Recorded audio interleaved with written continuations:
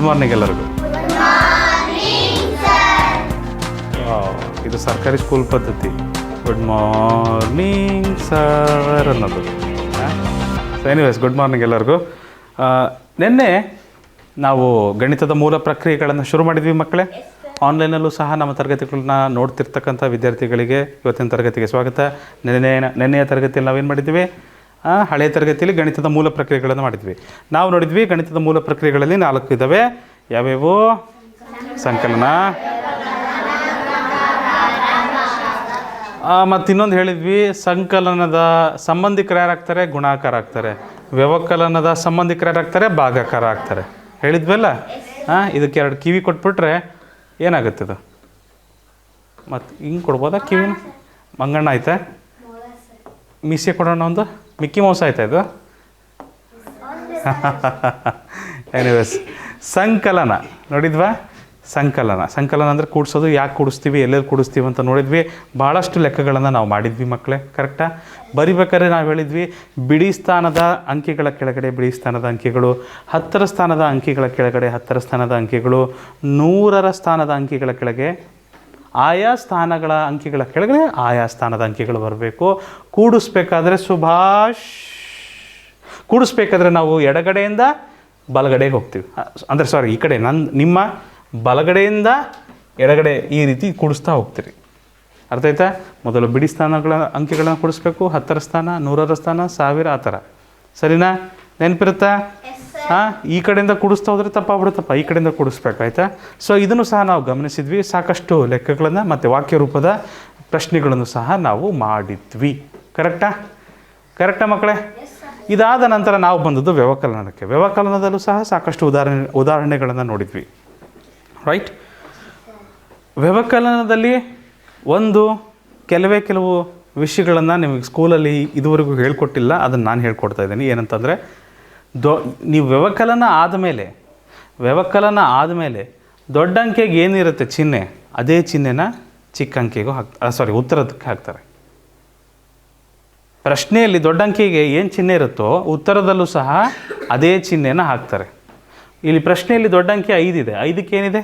ಏನೂ ಇಲ್ಲ ಅಂದರೆ ಏನಿರುತ್ತೆ? ಪ್ಲಸ್ ಇರುತ್ತೆ. ಇಲ್ಲೂ ಸಹ ಏನೂ ಇಲ್ಲ ಅಂದರೆ ಏನಿರುತ್ತೆ? ಯಾವಾಗಲೂ ಪ್ಲಸ್ ಇರುತ್ತೆ. ಸೊ ನಾವು ರೂಢಿಯಲ್ಲಿ ಏನು ಮಾಡ್ತೀವಿ? ಪ್ಲಸ್ನ ಮೊದಲನೇ ಅಂಕೆಗೆ ಮತ್ತು ಒಂದೇ ಒಂದು ಅಂಕೆ ಇದ್ದರೆ ನಾವು ಪ್ಲಸ್ನ ಬರೆಯೋದಿಲ್ಲ. ಮೊದಲನೇ ಅಂಕೆಗೆ ಮತ್ತು ಒಂದೇ ಒಂದು ಅಂಕೆ ಇದ್ದರೆ ಪ್ಲಸ್ನ ಬರೆಯೋಕ್ಕೆ ಹೋಗೋದಿಲ್ಲ. 2, 3 ಇದ್ದರೆ ಏನು ಮಾಡ್ತೀವಿ? ಈ ಥರ ಹಾಕ್ತೀವಿ. 2, 3 ಇದ್ದರೆ ಫಾರ್ ಎಕ್ಸಾಂಪಲ್ 2 + 3 + 4 ಅಂತ ಇತ್ತು. 3 ಅಂಕೆ ಆದ್ವಲ್ಲ ಇವು ಲೆಕ್ಕದಲ್ಲಿ. ಸೊ ಇದಕ್ಕೆ ಮಧ್ಯದಲ್ಲಿ ಬಂದಂಥ ಅಂಕೆಗೆ ಪ್ಲಸ್ ಹಾಕ್ತೀವಿ, ಕೊನೆಯಲ್ಲಿ ಬಂದಂಥ ಅಂಕೆಗೆ ಪ್ಲಸ್ ಹಾಕ್ತೀವಿ. ಮೊದಲಿದ್ದ ಅಂಕೆಗೆ ನಾವು ಪ್ಲಸ್ ಹಾಕೋದಿಲ್ಲ. ರೂಢಿ ಪ್ರಕಾರ ಇದನ್ನು ಬರೆಯೋದಿಲ್ಲ ನಾವು. ಇದು ನೋಡಿರ್ಬೋದು, ಸಾಕಷ್ಟು ಲೆಕ್ಕಗಳು ನೀವು ಸಹ ಗಮನಿಸಿರ್ಬೋದು. ಆಯಿತಾ? ಆಮೇಲೆ ಇಲ್ಲೂ ಸಹ ನೋಡ್ಬೋದು, ದೊಡ್ಡ ಅಂಕೆಗೆ ಏನಿದೆಯೋ ಚಿಹ್ನೆ ಮೈನಸ್ ಇದೆ, ಉತ್ತರದಲ್ಲೂ ಸಹ ಮೈನಸ್ಸೇ ಬಂದಿದೆ. ಸರಿನಾ? ಮತ್ತು ಫ್ರೆಂಡ್ಸು, ದುಶ್ಮನ್ ಅದನ್ನು ಹೇಳಿದ್ದೆ ನಾನು ನಿಮಗೆ. ಒಂದೇ ಥರ ಇದ್ದರೆ ಅವ್ರ ಫ್ರೆಂಡ್ಸು. ಪ್ಲಸ್ ಒಂದೇ ಥರ ಇರ್ತವೆ ನೋಡೋಕ್ಕೆ. ಫ್ರೆಂಡ್ಸ್ ಆದರೆ ಏನಾಗ್ತಾರೆ? ಕೂಡ್ಕೊತಾರೆ. ಮೈನಸ್ ಅವರು ಒಂದೇ ಥರ ಇದ್ದಾರೆ ನೋಡೋಕ್ಕೆ, ಅವ್ರೇನಾಗ್ತಾರೆ? ಕೂಡ್ಕೊತಾರೆ. ಕರೆಕ್ಟ್ ಅಲ್ವಾ? ರೈಟ್. ನಾವು ಇದನ್ನು ಗಮನಿಸಿದ್ವಿ. ದೊಡ್ಡ ಸಂಖ್ಯೆಯಿಂದ ಚಿಕ್ಕ ಸಂಖ್ಯೆನ ಕಳಿತೀವಿ, ದೊಡ್ಡ ಸಂಖ್ಯೆಯಿಂದ ಚಿಕ್ಕ ಸಂಖ್ಯೆನ ಕಳಿತೀವಿ. ಆದರೆ ಚಿಕ್ಕ ಸಂಖ್ಯೆಯಿಂದ ದೊಡ್ಡ ಸಂಖ್ಯೆನ ಕಳೆಯೋಕ್ಕಾಗೋದಿಲ್ಲ. ಅಲ್ಲೂ ಸಹ ಏನು ಮಾಡ್ತೀವಿ? ಇಲ್ಲಿ 3ಯನ್ನು ಕೂಡಿಸ್ತೀವಿ. ಇಲ್ಲಿ ನಾವು ಆ್ಯಕ್ಚುಲಿ ಹೇಳ್ಬೇಕಂದ್ರೆ ಕೂಡಿಸ್ತೀವಿ. ಬಟ್ ನೀವು ಈ ರೀತಿ ಅರ್ಥ ಮಾಡಿಕೊಂಡ್ರೆ ತಪ್ಪೇನಿಲ್ಲ. 5ರಲ್ಲಿ 3 ಹೋದರೆ 2, ದೊಡ್ಡ ಅಂಕೆಗೆ ಮೈನಸ್ ಇದೆ, ಉತ್ತರಕ್ಕೂ ಏನು ಬರಬೇಕು?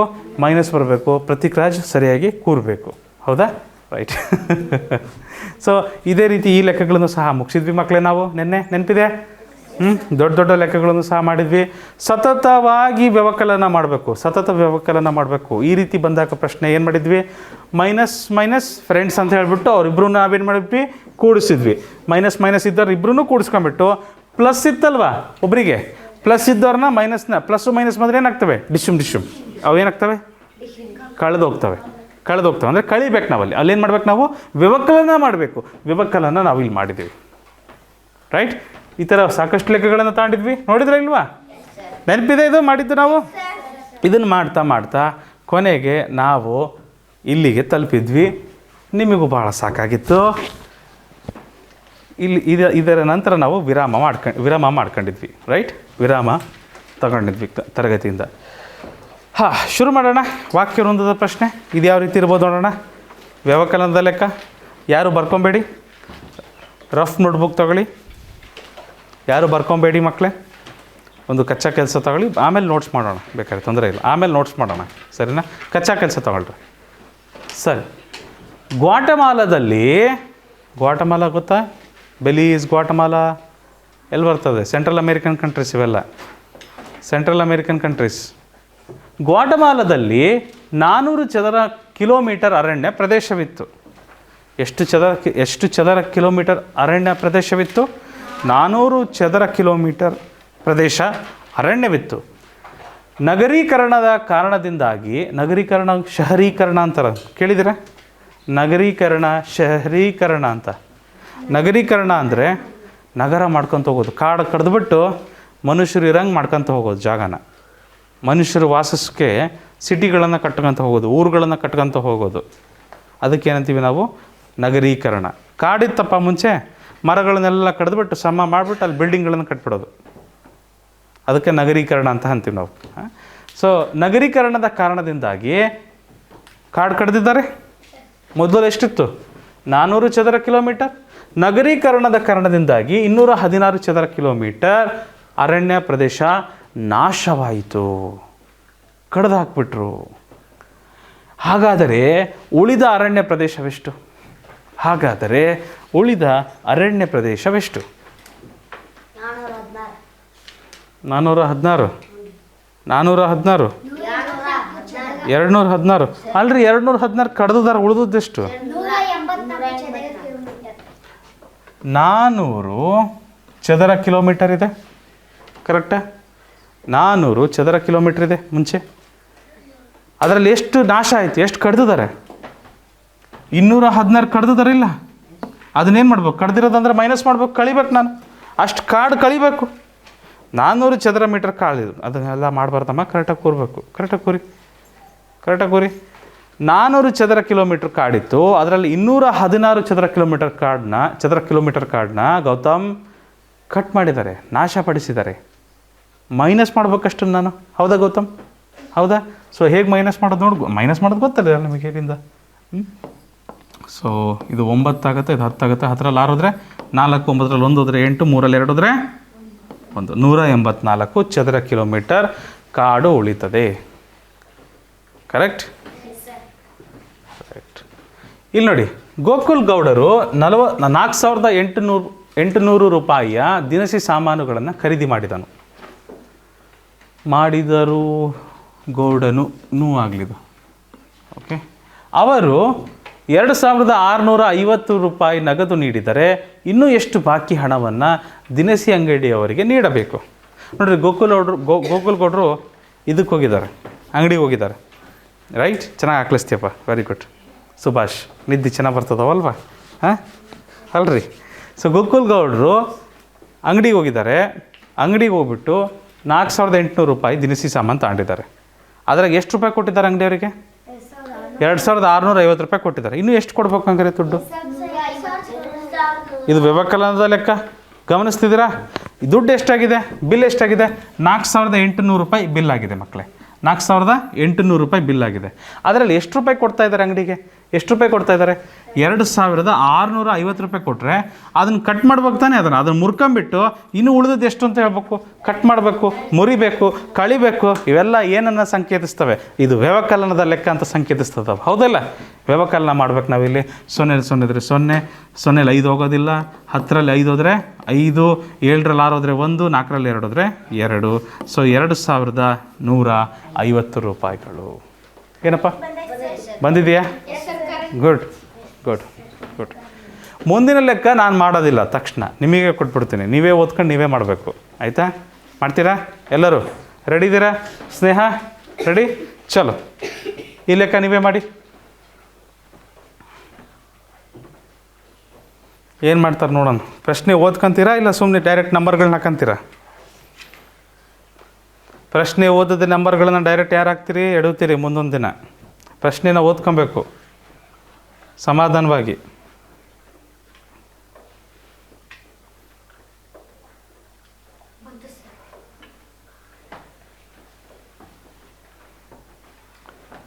ಪ್ರಶ್ನೆನ ಸರಿಯಾಗಿ ಓದ್ಬೇಕು ಮಕ್ಕಳೇ, ಕನ್ನಡ ಅಭ್ಯಾಸ ಇದರಲ್ಲೇ ಆಗ್ಬಿಡುತ್ತೆ ನೋಡಿ ನಿಮಗೆ. ಪ್ರಶ್ನೆ ಓದಲಿಲ್ಲ ನೀನು. ಕಣ್ಮುಚ್ಚು ಪ್ರಶ್ನೆ ಎದ್ರ ಬಗ್ಗೆ ಅಂತ ಹೇಳಿ ನೀನು. ಕಣ್ಮುಚ್ಚು ಹೇಳಪ್ಪ, ಕಣ್ಮುಚ್ಚು. ನಾನು ಹೇಳೋ ತನಕ ಕಣ್ಬಿಡ್ಬೇಡ. ಪ್ರಶ್ನೆ ಎದ್ರ ಬಗ್ಗೆ ಅಂತ ಹೇಳು. ಓದಿದ್ದೆ ನೀನು ಪ್ರಶ್ನೆನ? ಕಣ್ಮುಚ್ಚು. ಓದಿದ್ದೆ ಪ್ರಶ್ನೆನ? ಮತ್ತೆ ನಾನೇನಂತ ಹೇಳಿದೆ ನಿನಗೆ? ಹಾಂ, ಮತ್ತೆ ಈ ರೀತಿ ಮಾಡಿದ್ರೆ ಅದು ಕೂಡ ಲೆಕ್ಕನ, ಕಳೆಯ ಲೆಕ್ಕನ, ಗುಣಸ ಲೆಕ್ಕನ, ಬಾಕ್ಸ ಲೆಕ್ಕ ಹೆಂಗೆ ಗೊತ್ತಾಗುತ್ತೆ ನಿನಗೆ ಪ್ರಶ್ನೆ ಓದಿಲ್ದಂಗೆ? ಓಹೋ, ಮೇಷ್ಟ್ರು ವ್ಯವಕಲನದ ಪಾಠ ಮಾಡ್ತಿದ್ದಾರೆ, ಇದು ವ್ಯವಕಲನದ ಲೆಕ್ಕನೇ ಇರಬೇಕು. ದೊಡ್ಡ ಸಂಖ್ಯೆ ತಗೊಂಡು ಸಣ್ಣ ಸಂಖ್ಯೆ ಕಳೆದ್ಬಿಟ್ಟು ಉತ್ತರ ಹೇಳ್ಬಿಡೋಣ. ಇದೇ ಮಾಡಿರೋದು ನೀನು, ಇನ್ನೇನು ಮಾಡಿಲ್ಲ. ಪ್ರಶ್ನೆನ ಸರಿಯಾಗಿ ಓದ್ಬೇಕು ಮಕ್ಕಳೇ. ಪ್ರತಿ ಸಾರಿ ಇದೇ ಲೆಕ್ಕ ಬರೋದಿಲ್ಲ. ಈಗ ಪಾಠ ಅಂತೂ ವ್ಯವಕಲನದ ಪಾಠ ನಡೀತಾ ಇದೆ, ಹಾಗಾಗಿ ವ್ಯವಕಲನದ ಲೆಕ್ಕ ಮಾಡ್ತಿದ್ದೀರಿ. ಹೋಗ್ತಾ ಹೋಗ್ತಾ ಎಲ್ಲ ಮೂಲ ಪ್ರಕ್ರಿಯೆಗಳು ಎಲ್ಲ ಸೇರಿ ಬರ್ತದೆ. ಪ್ರಶ್ನೆ ಕೂಡೋದು, ಕಳೆಯೋದು, ಗುಣಿಸೋದು, ಬಾಗ್ಸೋದು ಎಲ್ಲವೂ ಇರ್ತಾವೆ ಅದರಲ್ಲಿ. ಅದನ್ನು ಹೇಗೆ ಮಾಡ್ತೀರಿ? ಅಲ್ಲಿ ಎಡವು ಬೀಳ್ತೀರಿ. ಓಕೆ, ಮುಂದಿನ ಈ ಪ್ರಶ್ನೆಗೆ ಮಾಡೋಣ. ರೆಡಿ ಇದ್ದೀರಿ? ರುಚಿತಾಳು ಸಂತೆಯಲ್ಲಿ ಅವಳ ಬಳಿ ಇದ್ದ 400 kg ಆಲೂಗಡ್ಡೆಯಲ್ಲಿ 384 kg ಮಾರಾಟ ಮಾಡಿದ್ದಾಳೆ. ಆಲೂಗಡ್ಡೆ ವ್ಯಾಪಾರಿ ರುಚಿತಾ. ಅವಳ ಹತ್ರ 400 kg ಆಲೂಗಡ್ಡೆ ಇತ್ತು. ಅದರಲ್ಲಿ ಎಷ್ಟು kg ಮಾರಿದಾಳೆ? ಆಲ್ರೆಡಿ 384 kg ಆಲೂಗಡ್ಡೆ ಮಾರಿದ್ದಾಳೆ. ಅವಳ ಬಳಿ ಮಾರಾಟವಾಗದೆ ಉಳಿದ ಆಲೂಗಡ್ಡೆಯ ತೂಕವೆಷ್ಟು? ಇನ್ನು ಎಷ್ಟು ಆಲೂಗಡ್ಡೆ ಉಳಿದಿದೆ ಅಂತ ಕೇಳಿದ್ದಾರೆ. ಈಗ ಮಾರಿದ್ದೆಲ್ಲ ಏನು ಹೋಯ್ತು ತಾನೇ? ಅದು ಮಾರಿದ್ದೆಲ್ಲ ಹೋಯ್ತು ಹೊರಗೆ. ಹಾಂ, ಅದೇನು ಹೋಯ್ತು ಅಂದರೆ ಏನು ಮಾಡ್ಬೇಕು ನಾವು? ಕಳಿಬೇಕು, ಮೈನಸ್ ಮಾಡಬೇಕು. ಹೋಯ್ತಲ್ವ ಹೊರಗೆ? ಸೊ ಮೈನಸ್ ಮಾಡೋಣ. ಒಟ್ಟಾರೆ ಎಷ್ಟು ಆಲೂಗಡ್ಡೆ ಇತ್ತಪ್ಪ? 400 kg. ಸಮರ್ಥ್ಯಂ ಎಷ್ಟು kg ಇತ್ತಪ್ಪ? 400 kg ಇತ್ತು. ಬರೀ 400 kg. ಅದರಲ್ಲಿ 384 kg ಮಾರಾಟ ಆಗಿದೆ ಅಂದರೆ ಅದನ್ನು ಕಳಿತೀವಿ. ಎಷ್ಟು ಉಳಿತಪ್ಪ ಅಂದರೆ ಏನು ಮಾಡಬೇಕು? ಇದನ್ನು ಕಳೆದು ಹೇಳಬೇಕು. ಏನು ಬರ್ತದೆ? 0 4 ಹೋಗೋದಿಲ್ಲ. ಕರೆಕ್ಟಾ? 10ರಲ್ಲಿ 4 ಹೋದರೆ 6, 9ರಲ್ಲಿ 8 ಹೋದರೆ 1, 3ರಲ್ಲಿ 3 ಹೋದರೆ 0. ಸೊ ಒಟ್ಟಾರೆ 16 kg. ಕರೆಕ್ಟ್? 16 kg correct. ಈ ಲೆಕ್ಕ ಮಾಡ್ತೀರಾ ನೋಡ್ರಿ ಮಕ್ಕಳೇ. ನನಗೆ ಗೊತ್ತು 400 - 384 ನಿಮಗೆ ಮಾಡೋಕ್ಕಾಗಲ್ಲ ಅಂತ ಏನಿಲ್ಲ, ನೀವು ಮಾಡೇ ಮಾಡ್ತೀರಾ, ನನಗೆ ಗೊತ್ತದು. ನೀವು ಮಾಡೋ ಒಂದು ತಪ್ಪೇನಪ್ಪ ಅಂದರೆ ಪ್ರಶ್ನೆನ ಓದ್ಕೊಳ್ಳೋದಿಲ್ಲ ನೀವು ಸಮಾಧಾನದಿಂದ. ಪ್ರಶ್ನೆಯನ್ನು ದಯಮಾಡಿ ಓದೋ ಹವ್ಯಾಸ ಬೆಳೆಸ್ಕೊಳ್ರಿ. ಓದಿದ್ಯಾ? ನೋಡಿದೆ ನಾನು. ಕೆಲವರು ಯಾರು ಫಟ್ ಅಂತ ಲೆಕ್ಕ ಮಾಡ್ಲಿಕ್ಕೆ ಶುರು ಮಾಡಿದ್ರಲ್ಲ, ಅವಸರ ಪಿಶಾಚಿಗಳು, ಅವರೆಲ್ಲರೂ ಪ್ರಶ್ನೆ ಓದಿಲ್ಲ ಅಂತ ಗೊತ್ತಾಯ್ತು ನನಗೆ. ಪ್ರಶ್ನೆನ ದಯಮಾಡಿ ಓದ್ಕೊಳ್ರಿ, ಆಯಿತಾ? ನಿಮ್ಮ ಒಳ್ಳೇದಕ್ಕೆ ಹೇಳ್ತಾ ಇರೋದು. ಪ್ರಶ್ನೆ ಓದದೆ ನೇರವಾಗಿ ಧುಮುಕ್ಬಿಡ್ತೀರಾ ಅಂದರೆ ತಪ್ಪು, ಭಾಳ ತಪ್ಪು. ಗಣಿತದಲ್ಲಿ ಮಾಡೋ ಅತ್ಯಂತ ದೊಡ್ಡ ತಪ್ಪದು. ವಾಕ್ಯ ರೂಪದ ಪ್ರಶ್ನೆಗಳನ್ನು ಭಾಳ ಚೆನ್ನಾಗಿ ಓದ್ಕೊಬೇಕು. ನೀಟಾಗಿ ಒಂದ್ಸರಿ ಓದ್ಕೊಳ್ರಿ. ಪಂಡಿತರದ್ಯ ನೀನು ಓದ್ತಾ ಇಲ್ಲ ನೋಡಪ್ಪ, ಪ್ರಶ್ನೆ ಓದ್ತಾ ಇಲ್ಲ ನೀನು.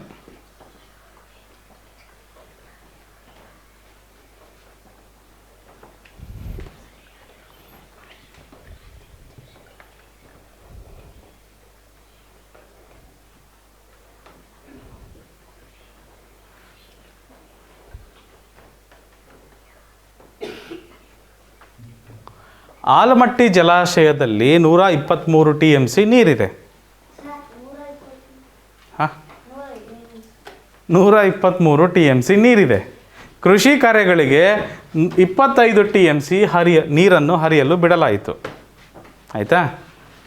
ವಿದ್ಯುತ್ ಶಕ್ತಿ ಉತ್ಪಾದನೆಗೆ 18 TMC ಹರಿಬಿಡಲಾಯಿತು. ಜಲಾಶಯದಲ್ಲಿ ಉಳಿದ ನೀರಿನ ಪ್ರಮಾಣವೆಷ್ಟು? ಮಾಡಿರಿ ಇವಾಗ.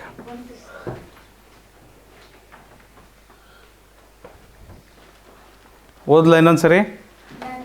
ಆಲಮಟ್ಟಿ ಜಲಾಶಯದಲ್ಲಿ 123 TMC ನೀರಿದೆ. TMC ಅಂದರೆ ಏನು ಸರ್ ಅಂತ ಕೇಳ್ತಿರಲ್ಲ. TMC ಅಂದರೆ ಲೀಟ್ರ್ ಅನ್ಕೊಂಬಿಡ್ರಿ ಸುಮ್ಮನೆ, ಅಷ್ಟು ನೀರಿದೆ ಅಂತ. ಆಯಿತಾ? ನಿಮಗೆ ಹೇಳ್ತೀನಿ, ದ್ರವದ ಮೂಲಮಾನ ಬಂದಾಗ ಅದನ್ನು ಹೇಳ್ಕೊಡ್ತೀವಿ ನಿಮಗೆ TMC ಅಂದರೆ ಏನು ಅಂತ. ಅಷ್ಟು ನೀರಿದೆ. 123 TMC ಅಷ್ಟು ನೀರಿದೆ. ಆಯಿತಾ? ಕೃಷಿ ಕಾರ್ಯಗಳಿಗೆ, ಈ ಹೊಲ ಗದ್ದೆ ಹೊಡೆಯೋಕ್ಕೆ, ಬೀಜ ಬಿತ್ತನೆ ಮಾಡೋಕ್ಕೆ, ಕೃಷಿ ಕಾರ್ಯಗಳಿರ್ತಾವಲ್ಲ, ತೋಟಕ್ಕೆ ನೀರು ಹಾಯಿಸ್ಬೇಕು, ಅದಕ್ಕೆಲ್ಲ 25 TMC ಹರಿಯಲು ಬಿಡಲಾಯಿತು. ವಿದ್ಯುತ್ ಶಕ್ತಿ ಉತ್ಪಾದನೆಗೆ ಮೋಟ್ರ್ ತಿರುಗ್ತವೆ, ನೀರು ಜೋರಾಗಿ ಹೋದರೆ ಗೊತ್ತಾ, ಅದರಿಂದ ಕರೆಂಟ್ ಬರ್ತದೆ. ವಿದ್ಯುತ್ ಶಕ್ತಿ ಉತ್ಪಾದನೆಗೆ 18 TMC ನೀರನ್ನು ಹರಿಬಿಡಲಾಯಿತು. ಬಿಡ್ತದಾರೆ ಈಗ ಎಲ್ಲದನ್ನು. ಫಸ್ಟ್ ಎಷ್ಟು ಬಿಟ್ಟರು? ಫಸ್ಟು 25 TMC ಬಿಟ್ಟರು, ಆಮೇಲೆ 18 TMC ನೀರು ಬಿಟ್ಟರು. ಈಗ ಜಲಾಶಯದಲ್ಲಿ ಉಳಿದ ನೀರಿನ ಪ್ರಮಾಣವೆಷ್ಟು? ತಡಿ ಚಂದನ್ ಮಾಡ್ತಾ ಇದ್ದಾನೆ.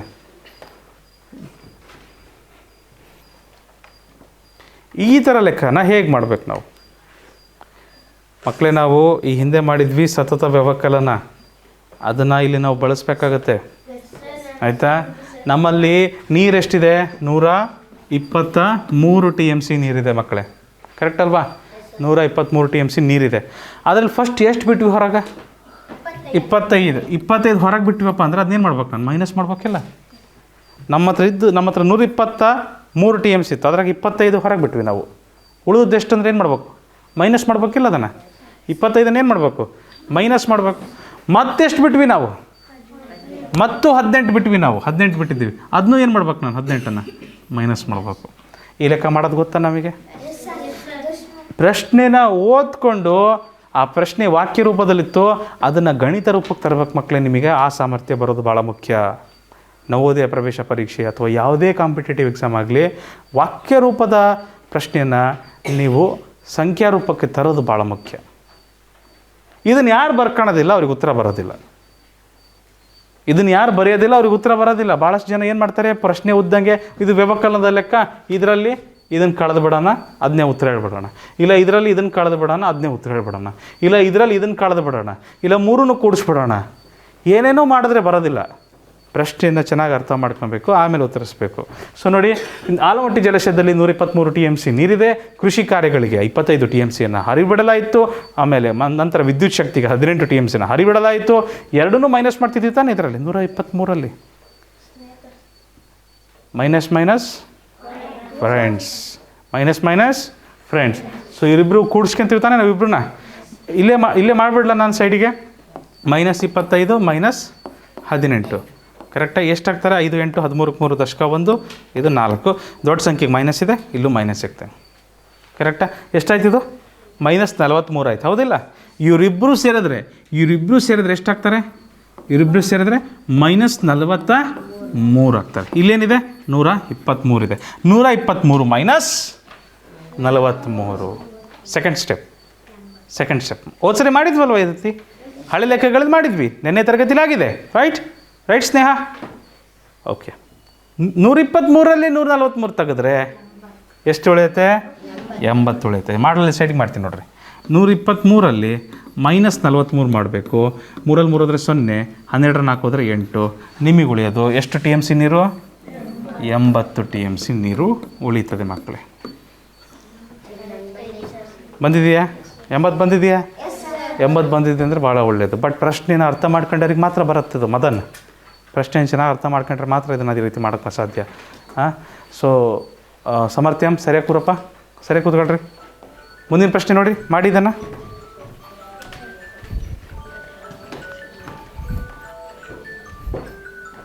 ಪ್ರಶ್ನೆನ ಸರಿಯಾಗಿ ಓದಿ ಮಕ್ಕಳೇ.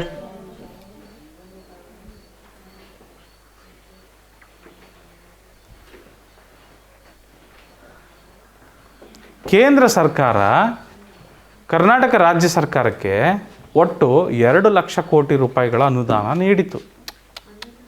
ಅನುದಾನ ನಾವು ಟ್ಯಾಕ್ಸ್ ಕಟ್ಟಿರ್ತೀವಲ್ಲಪ್ಪ, ನಾವು ಈಗ ನಾವು ಟ್ಯಾಕ್ಸ್ ಎಲ್ಲ ಎಲ್ಲಿ ಕಟ್ಟಿರ್ತೀವಿ? ಸ್ವಲ್ಪ ನಮ್ಮ ರಾಜ್ಯಕ್ಕೂ ಕಟ್ಟಿರ್ತೀವಿ, ಇನ್ನು ಸ್ವಲ್ಪ ಕೇಂದ್ರ ಸರ್ಕಾರಕ್ಕೆ ಡೆಲ್ಲಿಗೂ ಹೋಗಿರ್ತದೆ ಟ್ಯಾಕ್ಸ್. ಅದು ಎಲ್ಲ ಟ್ಯಾಕ್ಸ್ ಡೆಲ್ಲಿ ತೆಗಿದ್ರೆ ನಾವೇನು ಮಾಡೋದಿಲ್ಲ? ಅವ್ರು ಮತ್ತೆ ನಮಗೆ ವಾಪಸ್ ಕೊಡ್ತಾರಲ್ಲ, ಅದಕ್ಕೆ ನಾವು ಅನುದಾನ ಅಂತೀವಿ. ಆಯಿತಾ? ಕೇಂದ್ರ ಸರ್ಕಾರ ಕರ್ನಾಟಕ ರಾಜ್ಯ ಸರ್ಕಾರಕ್ಕೆ ಒಟ್ಟು 2 ಲಕ್ಷ ಕೋಟಿ ರೂಪಾಯಿಗಳ ಅನುದಾನ ನೀಡಿತು. ಈ ಹಿಂದೆ ರಾಜ್ಯ ಸರ್ಕಾರ 3.5 ಲಕ್ಷ ಕೋಟಿ ರೂಪಾಯಿಗಳ ಬೇಡಿಕೆ ಇಟ್ಟಿತ್ತು. ಹಾಗಾದರೆ ರಾಜ್ಯ ಸರ್ಕಾರಕ್ಕೆ ಇನ್ನೂ ಎಷ್ಟು ಹಣದ ಅವಶ್ಯಕತೆ ಇರುತ್ತದೆ? ಸರ್ಕಾರ ಅನ್ನೋದು ಭಾಳ ಸರಿ ಬಂದ್ಬಿಟ್ಟದೆ. ರಾಜ್ಯ ಸರ್ಕಾರ ಎಷ್ಟು ಲಕ್ಷ ಕೋಟಿ ಕೇಳಿತ್ತು? 3.5 ಲಕ್ಷ ಕೋಟಿ, ಹೌದು ತಾನೆ? ಕೇಂದ್ರ ಸರ್ಕಾರ ಕೊಟ್ಟಿದ್ದೆಷ್ಟು? ಕೇಂದ್ರ ಸರ್ಕಾರ ಕೊಟ್ಟಿದ್ದೆಷ್ಟು? 2 ಲಕ್ಷ ಕೋಟಿ ರೂಪಾಯಿಗಳು. ಇನ್ನು ಎಷ್ಟು ಕೊಡ್ಬೇಕು ಅವರು? ಕರೆಕ್ಟ್ ಪೃಥ್ವಿರಾಜ್ ಕರೆಕ್ಟ್ ಹೇಳಿದ್ದಾರೆ. ಕರೆಕ್ಟ್ ಹೇಳಿದ್ದಾರೆ. ನನಗೆ ಗೊತ್ತು ನಿಮಗೆಲ್ಲ ಕನ್ಫ್ಯೂಷನ್ ಆಗ್ತೈತೆ ಅಂತ. ಈ ಲಕ್ಷ ಕೋಟಿ ಅಂತ ಇದೆಯಲ್ಲ, ಅಲ್ಲಿ ನಿಮಗೆ ಸಮಸ್ಯೆ ಆಗ್ತಿದೆ. ಇಲ್ಲಿ ಲಕ್ಷ ಕೋಟಿ ಅಂತಂದರೆ ಕೋಟಿನ ಲಕ್ಷನ ಕೋಟಿನ ಅನ್ನೋ ಸಮಸ್ಯೆ ಗೊಂದಲ ಇದೆ. ಹೌದಾ?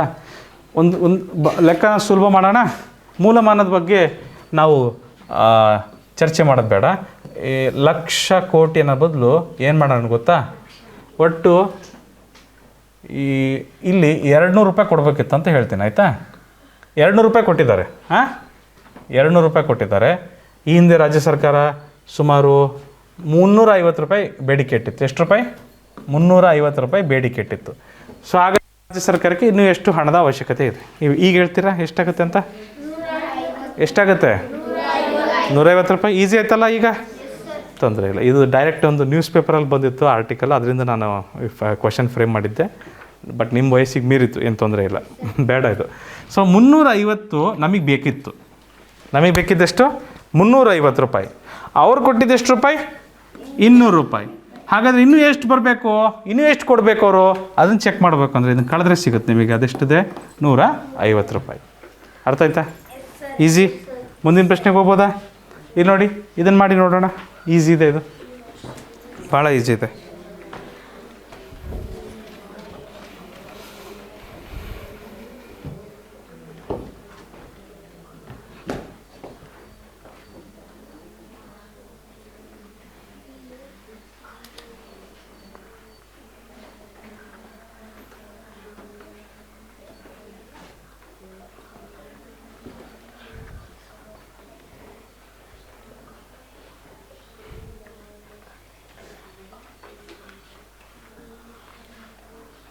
ಈ ವರ್ಷ ಭಾರತದಲ್ಲಿ 40,000 ಟನ್ ಗೋಧಿ ರಫ್ತು ಮಾಡುವಷ್ಟು ಬೆಳೆ ಸಂಗ್ರಹಣೆಯಾಗಿದೆ.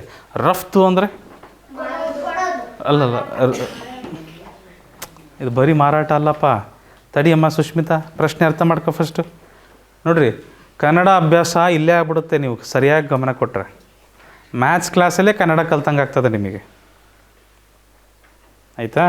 ಮತ್ತು ಅದಕ್ಕಾಗಿ ಸಪ್ರೇಟಾಗಿ ಕಾಪಿ ರೈಟಿಂಗ್ ಇಟ್ಟು ಮಾಡಿ ಕಷ್ಟಪಡೋ ಬದಲು ಇಲ್ಲೇ ತಿಳ್ಕೊಂಬಿಡಿ ಭಾಳಷ್ಟು ವಿಷಯಗಳನ್ನು. ಸಿಂಚನ, ರಫ್ತು ಅಂದ್ರೇನು? ರಫ್ತು, ರಫ್ ಅಲ್ಲ, ರಫ್ತು. ಆಮದು, ರಫ್ತು ಗೊತ್ತಾ ನಿಮಗೆ? ಆಮದು ಅಂದ್ರೇನು? ಕೇಳಿದ್ದೀವಿ. ನಮ್ಮ ದೇಶಕ್ಕೆ ನಾವೇನು ಬೇಕೋ ಅದನ್ನೆಲ್ಲ ಬೆಳ್ಕೊತೀವಿ, ಎಲ್ಲದೂ ಬೆಳ್ಕೊತೀವಿ, ಊಟಕ್ಕೆ ಎಲ್ಲದಕ್ಕೂ. ಆದರೆ ಒಂದೊಂದು ಸರಿ ಕಡಿಮೆ ಆಗ್ಬಿಡುತ್ತೆ. ಯಾವುದೋ ಒಂದು ಸರಿ ಮಳೆ ಬರಲಿಲ್ಲ, ಬರಗಾಲ ಬಂದುಬಿಡ್ತು, ನಾವೆಲ್ಲದನ್ನೂ ಬೆಳ್ಕೊಳಕ್ಕಾಗಲಿಲ್ಲ. ಅವಾಗ ನಾವೇನು ಮಾಡ್ತೀವಿ? ಬೇರೆ ದೇಶದಿಂದ ಆಮದು ಮಾಡ್ಕೊತೀವಿ. ಬೇರೆ ದೇಶಗಳಿಂದ ನಾವೇನು ಮಾಡ್ತೀವಿ? ಆಮದು ಮಾಡ್ಕೊತೀವಿ. ಆಯಿತಾ? ಒಂದು ಸರಿ ಏನಾಗ್ಬಿಡ್ತು? ಬಂಪರ್ ಕ್ರಾಪ್ ಬಂದುಬಿಡ್ತು, ಭಾಳ ಚೆನ್ನಾಗಿ ಬೆಳೆದ್ಬಿಟ್ವಿ. ಒಳ್ಳೆ ಮಳೆ, ಒಳ್ಳೆ ಬಿಸಿಲು, ಚೆನ್ನಾಗಾಯಿತು, ಎಲ್ಲ ಚೆನ್ನಾಗಿ ನಡೆದೋಯ್ತು, ಭಾಳ ಜಾಸ್ತಿ ಬೆಳೆದ್ಬಿಟ್ವಿ. ಈಗ ಜಾಸ್ತಿ ಬೆಳೆದಿರೋದು ಹಾಗೆ ಕೆಟ್ಟೋಗುತ್ತಲ್ವೇ? ಅದನ್ನು ನಾವೇನು ಮಾಡ್ತೀವಿ? ಹೊರದೇಶಕ್ಕೆ ರಫ್ತು ಮಾಡ್ತೀವಿ. ಹೊರದೇಶಕ್ಕೆ ರಫ್ತು ಮಾಡ್ತೀವಿ. ಅರ್ಥ ಆಯ್ತಾ? ಹೊರಗೆ ಕಳಿಸೋದು. ಆಮದು ಅಂದರೆ ಒಳಗೆ ಕಳ್ಕೊಳೋದು. ಆಮದು ಅಂದರೆ ಒಳಗೆ ಕಳ್ಕೊಳೋದು. ರಫ್ತು ಅಂದರೆ ಹೊರಗೆ ಕಳಿಸೋದು, ಹೊರದೇಶಕ್ಕೆ. ಹೊರಗಂದರೆ ಹೊರದೇಶಕ್ಕೆ ಕಳಿಸೋದು. ಸರಿನಾ? ಸೊ ಇಲ್ಲಿ ಏನಂತ ಹೇಳ್ತಿದ್ದಾರೆ ನೋಡ್ರಿ. ಭಾರತ ಈ ವರ್ಷ ಭಾರತದಲ್ಲಿ 40,000 ಟನ್ ಗೋಧಿ ರಫ್ತು ಮಾಡುವಷ್ಟು ಬೆಳೆ ಸಂಗ್ರಹಣೆಯಾಗಿದೆ. ಅದನ್ನು ನಾವೇನು ಮಾಡ್ಬೋದು? ಹೊರದೇಶಕ್ಕೆ ಕಳಿಸ್ಬೋದು. ಅಷ್ಟು ಗೋಧಿ ಸಂಗ್ರಹಣೆಯಾಗಿದೆ. 1 ಟನ್ನಿಗೆ ಎಷ್ಟು kg? ಕ್ವಿಂಟಲ್ ಅಂದರೆ 100 kg, 1000 kg. 1 ಟನ್ನಿಗೆ 1000 kg. ಆಯಿತಾ? ಅದರಲ್ಲಿ 26,475 ಟನ್ ಗೋಧಿ ವಿದೇಶಕ್ಕೆ ರಫ್ತು ಮಾಡಲಾಗಿದೆ ಆಲ್ರೆಡಿ. ಅದ್ರಾಗ ಎಷ್ಟು ಕಳಿಸ್ಬಿಟ್ಟಿದ್ದೀವಿ ಆಲ್ರೆಡಿ ನಾವು? 26,475 ಟನ್ ಕಳಿಸ್ಬಿಟ್ಟಿದ್ದೀವಿ. ರಫ್ತು ಮಾಡಲಾಗದೆ ಉಳಿದಿರುವ ಗೋಧಿಯ ತೂಕವೆಷ್ಟು? ಏನು ಮಾಡಬೇಕು? ಕಳಿಬೇಕು. ವ್ಯವಕಲನದ ಲೆಕ್ಕ ಸರಳ. ನಾವೇನು ಮಾಡಬೇಕಾಗತ್ತೆ? ಕಳಿಬೇಕಾಗತ್ತೆ. 40,000 ಟನ್ ಇದೆ, ಅದರಲ್ಲಿ 26,475 ಟನ್ನನ್ನು ನಾವೇನು ಮಾಡಿದ್ದೀವಿ? ಆಲ್ರೆಡಿ ಕಳಿಸ್ಬಿಟ್ಟಿದ್ದೀವಿ ನಾವು. ಏನು ಮಾಡಬೇಕಾಗತ್ತೆ, ಅದನ್ನು ಕಳಿಬೇಕಾಗತ್ತೆ, ಮೈನಸ್ ಮಾಡೋಣ. ಸೊ ಇದೇನಾಗುತ್ತೆ ಮಕ್ಕಳೇ, ಇದು ಗೊತ್ತಲ್ಲ ಟ್ರಿಕ್. 0 5 ಹೋದರೆ ಅಲ್ಲ, 10ರಲ್ಲಿ 5 ಹೋದರೆ 5, 9ರಲ್ಲಿ 7 ಹೋದರೆ 2, 9ರಲ್ಲಿ 4 ಹೋದರೆ 5, 9ರಲ್ಲಿ 6 ಹೋದರೆ 3, 3ರಲ್ಲಿ 2 ಹೋದರೆ 1, 13,525 ಟನ್. ಟನ್ ಟನ್ ಟನ್ ಟನ ಟನ್ ಡನ ಡನ್ ಟನ ಟನ್ ಡನ ಡನ್ ಡನ್ ಡನ್ ಡನ್ ಟನ್ ಡನ್. Okay, done.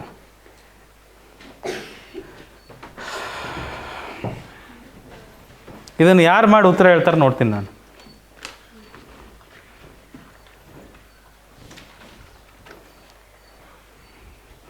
ಪ್ರಶ್ನೆ ಮೊದಲು ಓದ್ಕೊಳ್ರಿ, ನೇರವಾಗಿ ಉತ್ತರಕ್ಕೆ ಜಿಗಿಬೇಡ್ರಿ.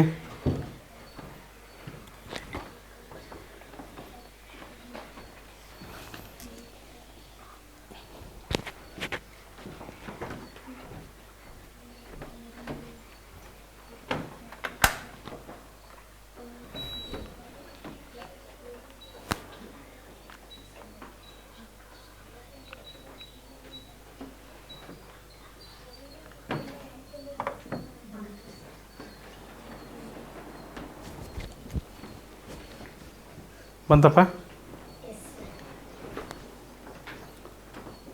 864 ಪ್ರಯಾಣಿಕರು ರೈಲಿನಲ್ಲಿ ಚಲಿಸುತ್ತಿದ್ದಾರೆ. ದಾವಣಗೆರೆ ನಿಲ್ದಾಣದಲ್ಲಿ 157 ಜನ ಇಳಿತಾರೆ. ನಂತರ ಹುಬ್ಬಳ್ಳಿ ನಿಲ್ದಾಣದಲ್ಲಿ 463 ಜನ ಕೆಳಗಿಳಿತಾರೆ.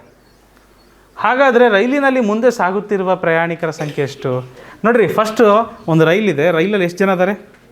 864 ಮಂದಿ ಅದಾರೆ. ರೈಲು ಹೋಗ್ತಿತ್ತು ಎಲ್ಲಿಗೆ ಬಂತು? ದಾವಣಗೆರೆ ಬಂತು. ಎಲ್ಲಿಗೆ ಬಂತು? ದಾವಣಗೆರೆಗೆ. ದಾವಣಗೆರೆ ಸ್ಟೇಷನ್ ಬಂತಪ್ಪ. ಈ ರೈಲಿನ ಸಮಸ್ಯೆಗಳನ್ನು ನಾವು ಜಾಸ್ತಿ ಎಲ್ಲಿ ನೋಡ್ತೀವಿ ಅಂದರೆ ವೇಗ, ಕಾಲ, ದೂರ ಅಂತ ಒಂದು ಪಾಠ ಬರುತ್ತೆ. ಅಲ್ಲಿ ಪ್ರಶ್ನೆಗಳು ಬರ್ತಾವೆ, ಭಾಳ ಮಜವಾಗಿರ್ತಾವೆ.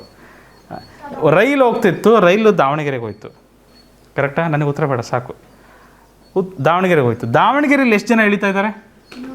157 ಜನ ಇಳಿತಾ ಇದ್ದಾರೆ. ಎಷ್ಟು ಜನ ಹೊರಗೆ ಹೋಗ್ತಾ ಇದ್ದಾರೆ? 157 ಮಂದಿ ಹೊರಗೆ ಹೋಗ್ತಾರೆ ಇಲ್ಲಿಂದ. ಕರೆಕ್ಟಾ? ರೈಲು ಅಲ್ಲೇ ನಿಲ್ತದ? ರೈಲು ಮತ್ತೆ ಅಲ್ಲಿಂದ ಮುಂದೆ ಹೋಗುತ್ತೆ. ಮುಂದೆ ಎಲ್ಲಿ ಹೋಗ್ತಾ ಇದೆ ಅದು? ಹುಬ್ಬಳ್ಳಿ. ಕರೆಕ್ಟಾ? ಹುಬ್ಬಳ್ಳಿ. ಹುಬ್ಬಳ್ಳಿಯಲ್ಲೂ ಸಹ ಸ್ವಲ್ಪ ಜನ ಇಳಿತದಾರೆ. ಎಷ್ಟು ಮಂದಿ ಇಳಿತಿದ್ದಾರೆ? 463 ಮಂದಿ ಇಳಿತಿದ್ದಾರೆ ಇಲ್ಲಿ. ಅಲ್ಲಪ್ಪ, ಅವರು 864 ಮಂದಿ ಇದ್ದರು, ದಾವಣಗೆರೆಗೆ ಇಷ್ಟು ಮಂದಿ ಇಳಿತಿದ್ದಾರೆ ಅಂದರೆ ಅವ್ರು ಏನಾಗ್ತಾರೆ? ಮೈನಸ್ ಆಗ್ತಾರಲ್ವ? ಹುಬ್ಬಳ್ಳಿಲೂ ಸಹ ಇಷ್ಟು ಮಂದಿ ಇಳಿತಿದ್ದಾರೆ ಅಂದರೆ ಅವ್ರು ಏನಾಗ್ತಾರೆ? ಮೈನಸ್ ಆಗ್ತಾರಲ್ವ? Yes or no? ಹುಬ್ಬಳ್ಳಿಲಿ ಇಳಿದ್ಬಿಟ್ಟು ನಂತರ ಎಲ್ಲಿ ಹೋಗ್ತಾರೆ ಅವರು? ಮುಂದೆ ಹೋಗ್ತದೆ ಟ್ರೈನು.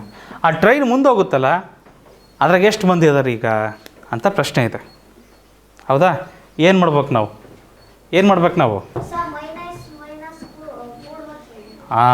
ಇದು ಗೊತ್ತಲ್ವ ಇದು ಲೆಕ್ಕ? ಓಕೆ, ನಾನು ಅಷ್ಟು ಕತೆ ಅರ್ಥ ಆಯ್ತಲ್ಲ? ಕತೆ ಟ್ರೈನ್ ಹೋಗ್ತಾ ಇದೆ. ಟ್ರೈನ್ ಗೊತ್ತಲ್ಲೇನಮ್ಮ? ನೀವು ಸಣ್ಣರಿದ್ದಾಗೆಲ್ಲ ಆಡಿದಿರಲ್ಲ, ಚುಕ್ಕು ಬುಕ್ಕು ಇಲ್ಲ ಬೇರೆ ಥರ ಆಡ್ತಿದ್ರ? ಯಾವ ಥರ? ಹೆಂಗೆ ಮಾಡ್ತಿದ್ದಪ್ಪ ನೀನು? ಹಾಂ, ಹೆಂಗೆ?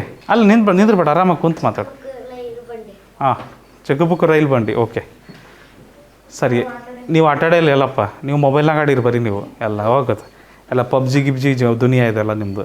ಹಾಂ, ಟಿಕ್ ಟಾಕು, ಪಬ್ಜಿ ಇದ್ರಾಗ ಅದಿರಿ ನೀವು.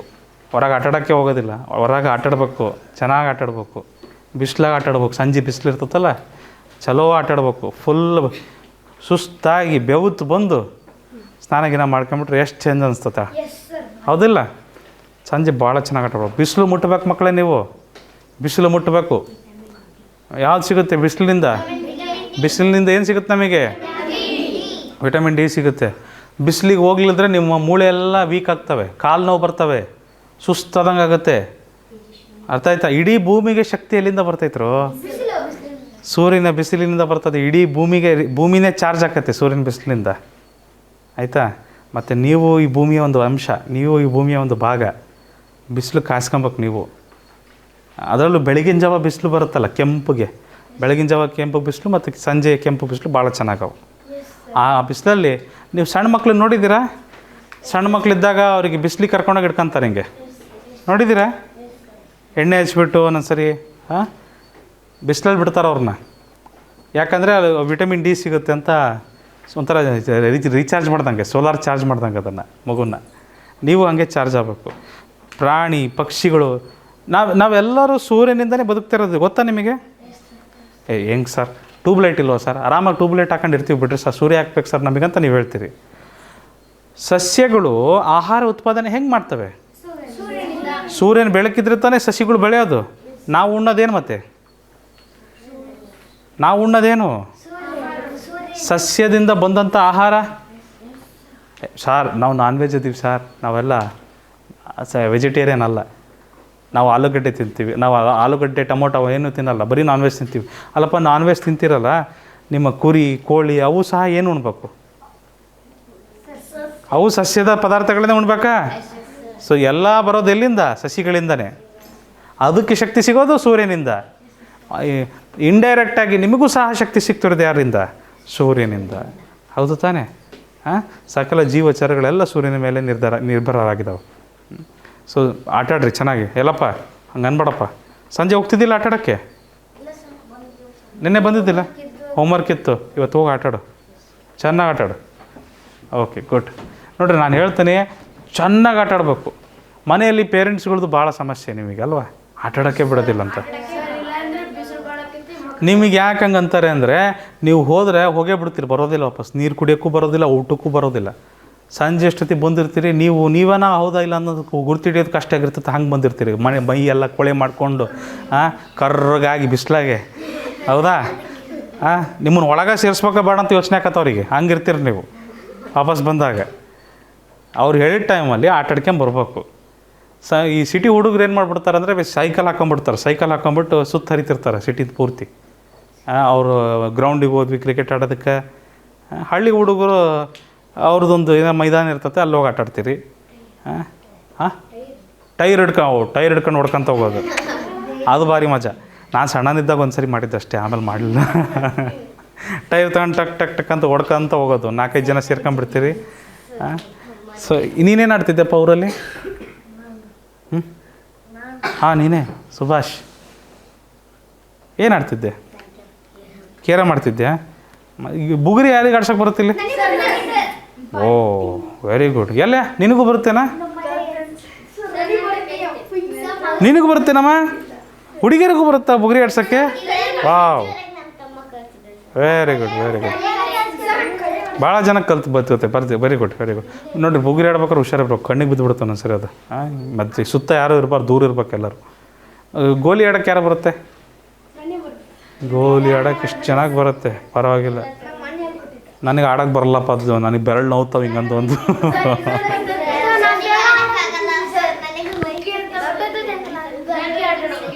ಇದು ಯಾರಿಗೆ ಮರ್ಕೋತಿ ಎಷ್ಟು ಚೆನ್ನಾಗಿ ಬರುತ್ತೆ? ಮರ್ಕೋತಿ ಆಡಿದ್ಯಾ ನೀನು? ಅಲ್ಲ, ಈಗಲೂ ಆಡ್ತೀರಾ ಮರ್ಕೋತಿನ? ಮರಗಳೇ ಇಲ್ಲಲ್ಲ.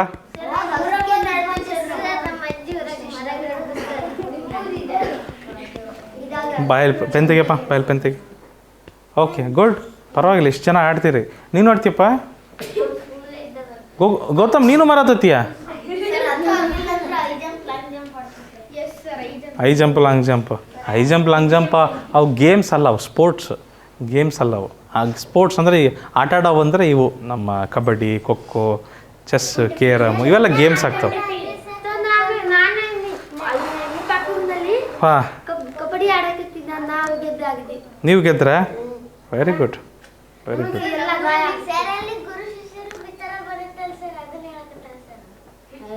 ಅಲ್ಲ ಅವರು ಆಡ್ತಾರಮ್ಮ, ಅವರು ಸ್ಪೋರ್ಟ್ಸ್ ಡ್ರೆಸ್ ಇದೆ ಅವಳು, ನೋಡಿಲ್ಲ ನೀನು?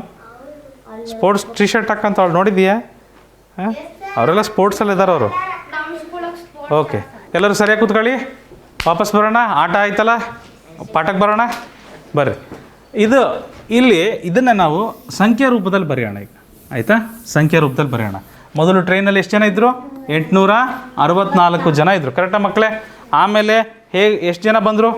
ಕರೆಕ್ಟಾಗಿ ಕೂರಮ್ಮ. ಸಿಂಚನ, ಕರೆಕ್ಟಾಗಿ ಕೂತ್ಕೊಳ್ಳಿ. ಎಷ್ಟು ಜನ ಹೋದರು? 157 ಜನ. ಆಮೇಲೆ 463 ಜನ ಹೋದರು. ಕರೆಕ್ಟಾ ಮಕ್ಕಳೇ?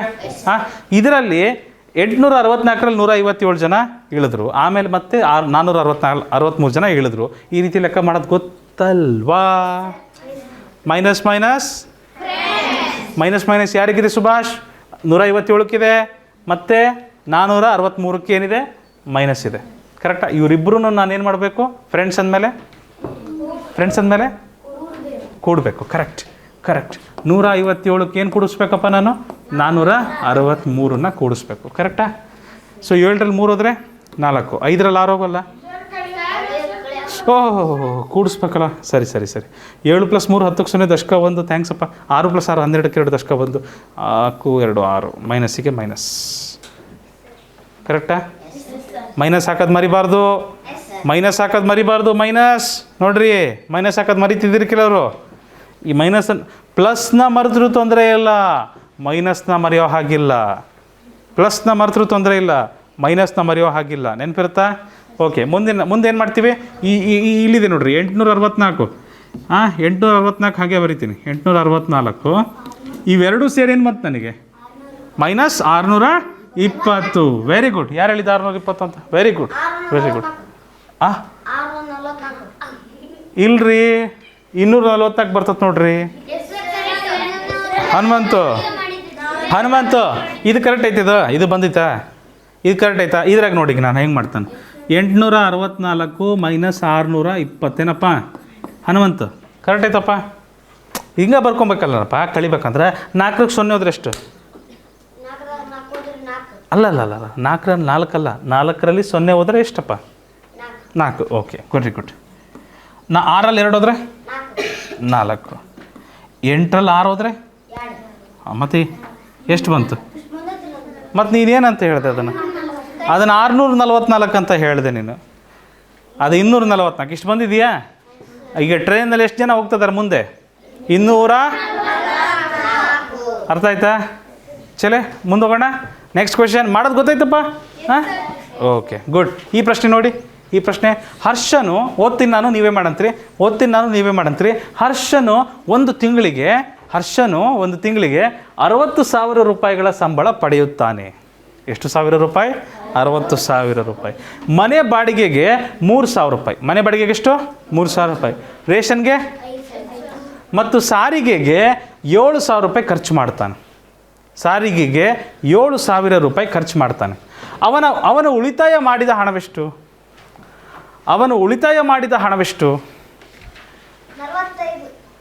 ಯಾರು ಹೇಳಿದ್ದು?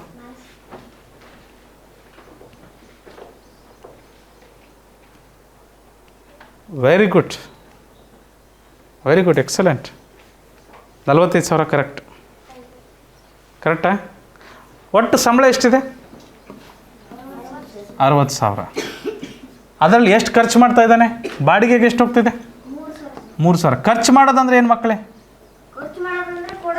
ಕೊಡೋದಲ್ವಾ? ಈಗ 60,000 ರೂಪಾಯಿ ಪಗಾರ ಬಂದತಿ, ಹೌದ್ರಿ? 60,000 ರೂಪಾಯಿ ಪಗಾರ ಬಂದತಿ.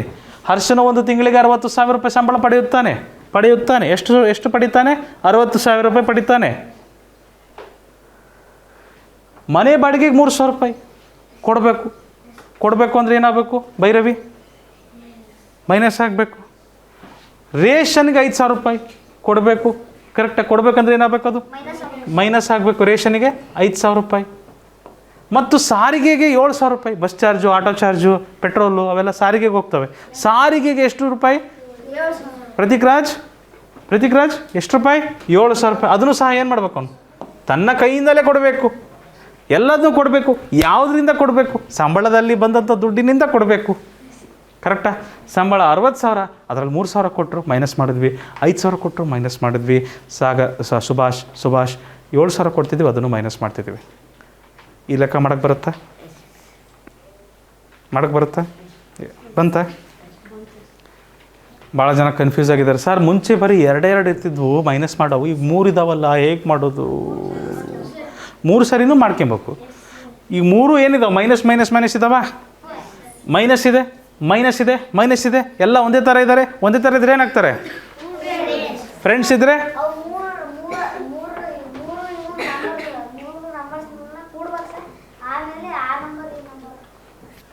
Exactly correct. Very good. Very good. ಆ 3 ನಂಬರ್ನ ನಾವು ಕೂಡಿಸ್ಬೇಕು ಮಕ್ಕಳೇ.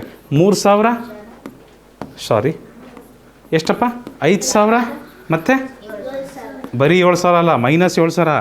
ಮೈನಸ್ನ ಮರೆಯೋಂಗಿಲ್ಲ ನಾವು. ಎಲ್ಲ ಮೈನಸ್ ಇರೋದಕ್ಕೆ ಮೈನಸ್ ಎಲ್ಲರೂ ಫ್ರೆಂಡ್ಸ್ ಯಾವಾಗಲೂ ಕೂಡ್ಕೊಂತಾರೆ. ಮದನ್ ಕೂಡ್ಕೊಂತಾರೆ, ರೈಟ್? 0 0 0 8 7 15 ಮೈನಸ್ಸಿಗೆ ಮೈನಸ್ 15,000 ರೂಪಾಯಿ ಬಂತು. ಆದರೆ ಅದಕ್ಕೇನಿದೆ? ಮೈನಸ್ ಇದೆ. ಇಲ್ಲೇನಿದೆ? ಪ್ಲಸ್ ಇದೆ. ಪ್ಲಸ್ಸು ಮೈನಸ್ಸು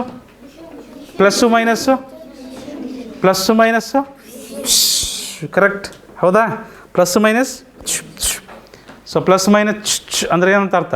ಕಳೆದೋಗ್ಬೇಕು ಅವರು, ಮೈನಸ್ ಹಾಕ್ಬೇಕು ಅವರು, ಹೌದಾ? ಸೊ ಇಲ್ಲಿ ಏನಿದೆ? ಪ್ಲಸ್ ಇದೆ. ಇವರಿಗೆ ಏನೂ ಇಲ್ಲ ಅಂದರೆ ಪ್ಲಸ್ ಇದೆ ಅಂತ ಅರ್ಥ. 60,000ದಲ್ಲಿ ಏನು ಕಳಿಬೇಕು ನಾನು? 15,000ನ ಕಳಿಬೇಕು. ಲಕ್ಷ್ಮಿ 15,000 ಕಳೀತಾ ಇದ್ದೀನಿ. ಸೊ 15,000 ಕಳಿಯೋಣ. ಹಾಂ 45,000. ಉಲ್ಟಾ ಮಾಡಬೇಡಮ್ಮ. 10ರಲ್ಲಿ 5 ಹೋದರೆ 5, 5ರಲ್ಲಿ 1 ಹೋದರೆ 4. ಕರೆಕ್ಟ್ ಬಂದಿದೆಯಾ? ಪ್ರಶ್ನೆ ಓದಿ ಅರ್ಥ ಮಾಡ್ಕೊಳ್ಳೋದು ಭಾಳ ಮುಖ್ಯ ಮಕ್ಕಳೇ. ಅರ್ಥ ಆಯ್ತಾ? ಪ್ರಶ್ನೆ ಓದಿ ಅರ್ಥ ಮಾಡಿಕೊಂಡು ಲೆಕ್ಕ ಮಾಡಬೇಕು, ಆಯಿತಾ? ಭಾಳ ಮುಖ್ಯ. ನೋಡಿರಿ ಯಾವ್ಯಾವ ಥರ ಬಂದುಬಿಡ್ತಾವೆ ಲೆಕ್ಕಗಳು. ಇಲ್ಲಾಂದರೆ ಏನೇನೋ ಮಾಡಿಬಿಡ್ತಿದ್ರಿ, ಹೌದಲ್ವಾ? ನಾವು ಅರ್ಥ ಮಾಡ್ಕೊಬೇಕು. 60,000 ರೂಪಾಯಿ ಸಂಬಳ ಬರ್ತಾಯಿದೆ, ಹಾಂ, ಅದಕ್ಕೆ ಮನೆ ಬಾಡಿಗೆಗೆ 3,000 ರೂಪಾಯಿ ಕೊಡಬೇಕು ಅಂದರೆ ಏನು ಮಾಡಬೇಕು? ಮೈನಸ್ ಮಾಡಬೇಕು. ರೇಷನ್ಗೆ 5,000 ರೂಪಾಯಿ ಕೊಡಬೇಕು ಅಂದರೆ ಏನು ಮಾಡಬೇಕು? ಮೈನಸ್ ಮಾಡಬೇಕು. ಸಾರಿಗೆಗೆ 7,000 ರೂಪಾಯಿ ಖರ್ಚು ಮಾಡಬೇಕು ಅಂದರೆ ಏನು ಮಾಡಬೇಕು? ಮೈನಸ್ ಮಾಡಬೇಕು. ಇರೋದೇ 60,000 ಮೈನಸ್. ಈ ಥರ ಲೆಕ್ಕನೇ ಹೇಗೆ ಮಾಡಬೇಕು? ಈ ರೀತಿ ಮಾಡಬೇಕು. Minus friends, plus friends, plus minus ದುಶ್ಮನ್, ಮೈನಸ್ ಪ್ಲಸ್ ದುಶ್ಮನ್. ಅರ್ಥ ಆಯ್ತಾ? ರೆಡಿ? ಓಕೆ. ನಾನು ನಿಮ್ಮನ್ನು ಜಾಸ್ತಿ ಹೊತ್ತು ಕಾಯಿಸಲ್ಲ, ಇದನ್ನು ಜಾಸ್ತಿ ಜಲ್ದಿ ಮುಗಿಸ್ಬಿಡ್ತೀವಿ. Don't worry. ಇನ್ನು 2 ಲೆಕ್ಕ ಇದ್ದಾವೆ. ಇದೊಂದು ಲೆಕ್ಕ ಇದೆ, ಓದ್ತೀನಿ ನೀವು ಮಾಡಿ. ಓಕೆ, ಓದ್ಲಾ? ಕುಮುದ ಬ್ಯಾಂಕ್ನಿಂದ ಎಷ್ಟಿದು? 5 ಲಕ್ಷ ರೂಪಾಯಿ ಸಾಲವಾಗಿ ಪಡೆದಿರ್ತಾಳೆ. ಬ್ಯಾಂಕಲ್ಲಿ ಕುಮುದ ಸಾಲ ಮಾಡಿದ್ದಾಳೆ. ಎಷ್ಟು ಸಾಲ ಮಾಡಿದ್ದಾಳೆ? 5 ಲಕ್ಷ ರೂಪಾಯಿ ಸಾಲ ಮಾಡಿದ್ದಾಳೆ. ಅಮ್ಮ ಅದನ್ನು ಬರೆಯೋದು ಬಿಡಮ್ಮ. ಸಿಂಚನ ಸಾಕು, ಬೇಡ ಇಲ್ಲಿ ಹೊಸ ಪ್ರಶ್ನೆ ಬಂದಿದ್ದೀವಿ, ಅದು ಬೇಡ. ಈಗ ಹೊಸ ಪ್ರಶ್ನೆ ಇದೆ, ಬಾಯಲ್ಲಿ ಸ್ಕೇಲೆಲ್ಲ ಇಡಬಾರ್ದಪ್ಪ. ಕುಮುದ ಬ್ಯಾಂಕ್ನಿಂದ 5 ಲಕ್ಷ ರೂಪಾಯಿ ಸಾಲ ಪಡೆದಿರುತ್ತಾಳೆ, ರೈಟ್? ಬರಿಬೇಡಪ್ಪ, ಸ್ವಲ್ಪ ಪ್ರಶ್ನೆ ಕೇಳು ಅಜಯ್, ಅವಸರ ಮಾಡಬೇಡ. ಪ್ರಶ್ನೆ ಯಾವ ಥರ ಇದೆ, ಎಲ್ಲಿ ಕೂಡಿಸ್ಬೇಕು, ಎಲ್ಲಿ ಕಳಿಬೇಕು ನೋಡ್ಕೋ. 5 ಲಕ್ಷ ರೂಪಾಯಿ ಸಾಲ ಪಡೆದಿದ್ದಾಳೆ. ಈಗ ಸಾಲ ಪಡೆದ ಮೇಲೆ ತೀರಿಸ್ಬೇಕು ತಾನೇ? ಸಾಲ ತಗೊಂಡ್ಮೇಲೆ ವಾಪಸ್ ಕೊಡಬೇಕಲ್ವ ಬ್ಯಾಂಕಿಗೆ? 35,000 ರೂಪಾಯಿ ಮೊದಲನೇ ಕಂತಾಗಿ ಮತ್ತು 40,000 ರೂಪಾಯಿ 2ನೇ ಕಂತಾಗಿ ಕಟ್ಟುತ್ತಾಳೆ. ಸಾಲ ವಾಪಸ್ ಕಟ್ತಾಳೆ. 5 ಲಕ್ಷಕ್ಕೆ 5 ಲಕ್ಷ ಒಂದೇ ಸರಿ ಕಟ್ಟೋಕ್ಕಾಗಲ್ಲ, ಸ್ವಲ್ಪ ಕಟ್ಟಿದ್ದಾಳೆ. ಫಸ್ಟ್ ಎಷ್ಟು ಕಟ್ಟಿದ್ದಾಳೆ? 35,000. ಸೆಕೆಂಡ್ 40,000 ಕಂತಾಗಿ ಕಟ್ಟಿದ್ದಾಳೆ. ಅವಳು ಹಿಂದಿರುಗಿಸಬೇಕಾದ ಉಳಿದ ಹಣವೆಷ್ಟು? 4 ಲಕ್ಷದ ತಪ್ಪು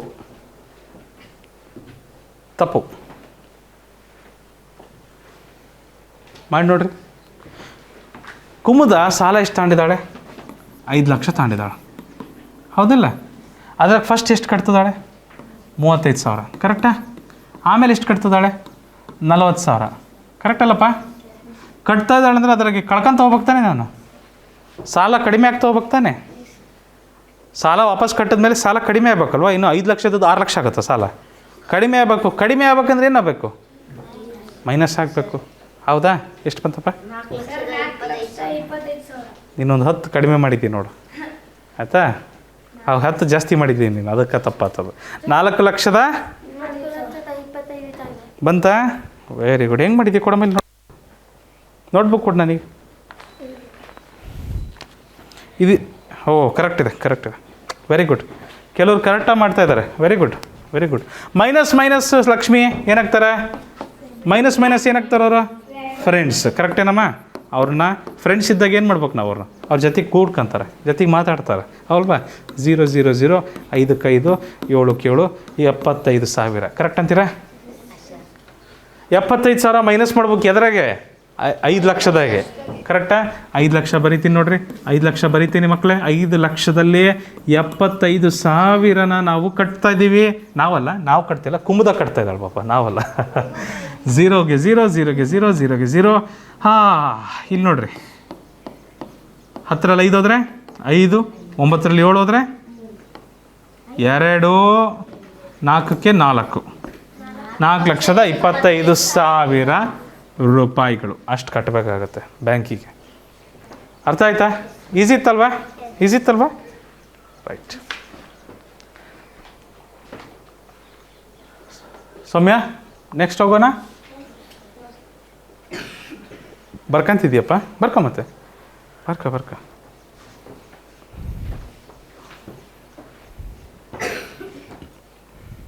ಇಲ್ಲೂ ಬರಿಯಪ್ಪ, ಇಲ್ಲಿ ಬರ್ದಿಲ್ಲ, ಇಲ್ಲೂ ಬರಿ ಆಯಿತಾ?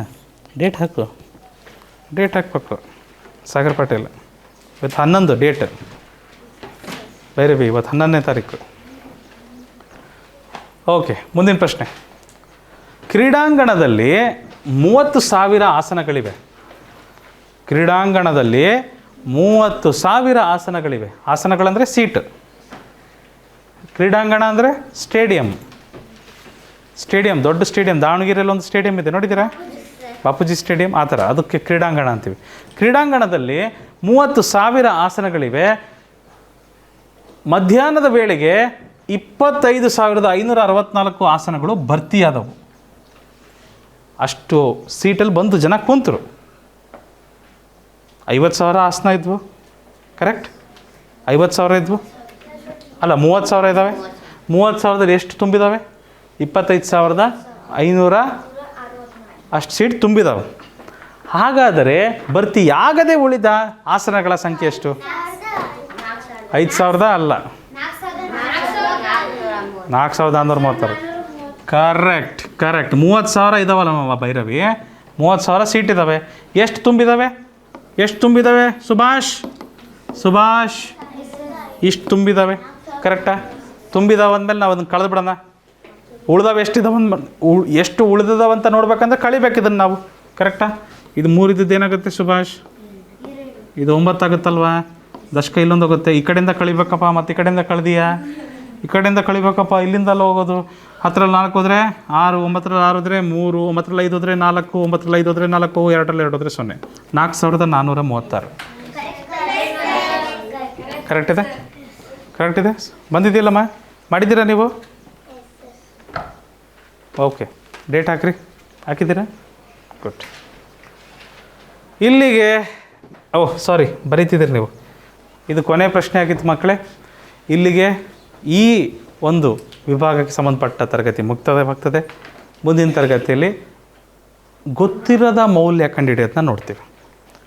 ಸಂಕಲನ ಮತ್ತು ವ್ಯವಕಲನದಲ್ಲಿ ಗೊತ್ತಿರದ ಮೌಲ್ಯ ಕಂಡುಹಿಡಿಯೋದನ್ನ ನೋಡ್ತೀವಿ ನಾವು. ಎಕ್ಸ್ನ ಬೆಲೆ ಕಂಡುಹಿಡಿಯೋದು ಅಂತ ಹೇಳ್ತೀವಿ. ಏನಮ್ಮ? ಇನ್ನೂ ಇದೆ. ಇದನ್ನು ಮೊದಲನೇದಷ್ಟೇ. ಇನ್ನೂ ಈ ಥರ 8 ಇದ್ದಾವೆ. ವರ್ಕ್ಶೀಟ್ ಕೊಡ್ತೇನೆ. ಈಗೆಲ್ಲ ಕೆಳಗೋದ್ಮೇಲೆ ಕೊಡ್ತೇವೆ, ಸರಿನಾ? ಸೊ ಮತ್ತೊಮ್ಮೆ ಮುಂದಿನ ತರಗತಿಯಲ್ಲಿ ನಿಮ್ಮನ್ನು ಕಾಣಬಯಸ್ತೀನಿ. ನೆನಪಿಡಿ, ಇದು ಈಸಿ ಬಿಸಿ ಕ್ಲಾಸಸ್ ನಿಮ್ಮ ತರಬೇತಿ ಕೇಂದ್ರ.